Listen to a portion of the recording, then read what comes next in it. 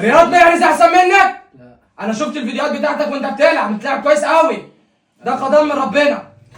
والله يا كحلوش، انا جيت من الجزائر، نفسيتي كانت تعبانه جدا، كنت خائف، عامل 3 عمليات رباط صليبي وخائف من تكرار الاصابه. بس من جيت لمصر الحمد لله النفسيه صارت احسن، التاهيل ماشي تمام الحمد لله. لا يا زول، ما تخافش، كله غداء وغدر من ربنا سبحانه وتعالى. كلها ايام ان شاء الله حتمضي وحتبقى احسن من الاول ان شاء الله. والله يا كحلوش ان شاء الله، ان شاء الله اخونا الكحلوش. اسامه ما بتتنيش ليه يا اسامه؟ واقف ليه يا اسامه؟ كان بيتكلم يا دكتور انه نفسيته كانت تعبانه، فالان يعني حس بتحسن كده. اسامه رياض محرز احسن منك يا اسامه؟ رياض محرز احسن منك؟ لا انا شفت الفيديوهات بتاعتك وانت بتلعب كويس قوي. ده قضاء من ربنا.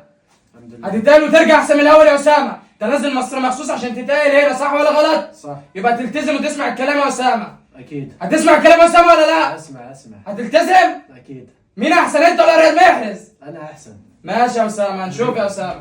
شكرا. ماشي يا اسامه.